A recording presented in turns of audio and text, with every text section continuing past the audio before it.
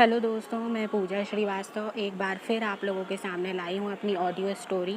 शीर्षक है एक लड़की भीगी भागी सी। रिया का ग्रेजुएशन हो चुका था और अब वो सरकारी नौकरी की तैयारी करना चाहती थी।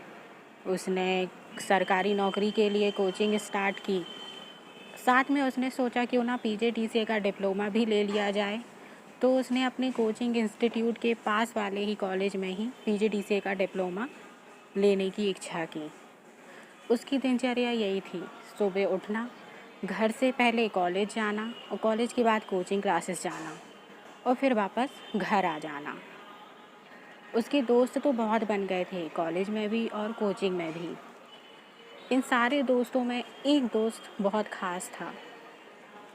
उनके बीच बातें तो नहीं होती थी, बट आँखों की खामोशियाँ बहुत कुछ बोल जाती थीं। थोड़ी बहुत बातें हुई और दोनों के मोबाइल नंबर एक्सचेंज हुए। धीरे धीरे दोनों मोबाइल कॉल में बात करने लगे। वो लड़का रेंट में रूम लेके रहता था, उसके ही कॉलेज के थोड़ी ही दूर। अक्सर वो उसके कॉलेज आ जाता था और कॉलेज से क्लासेस ख़त्म करने के बाद दोनों ही साथ में पैदल कोचिंग क्लासेस जाया करते थे। कोचिंग क्लासेस से कॉलेज तक की दूरी लगभग 10 मिनट की थी, इसलिए पैदल ही चले जाते थे। तब भी दोनों के बीच खामोशियाँ ही रहती थी। एक दिन बहुत तेज़ बारिश हो रही थी और रिया अपने कॉलेज में थी।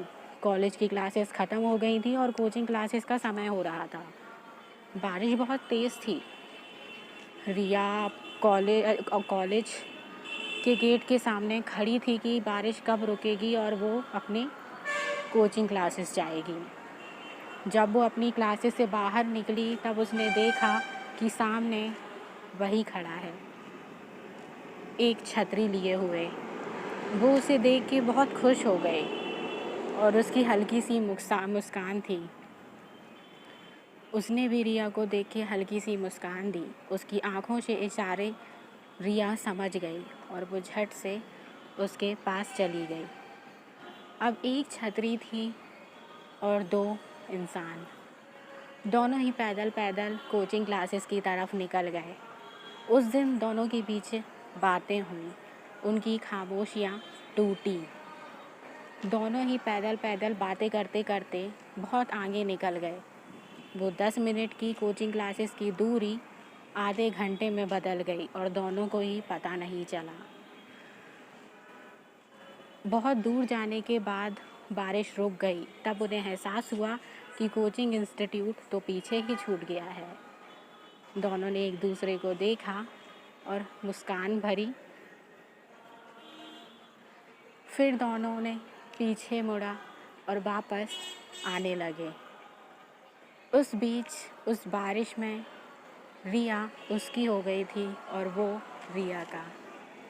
कुछ अनकही बातें हुई जो सिर्फ समझी जाती हैं, जिसका एहसास होता है बस।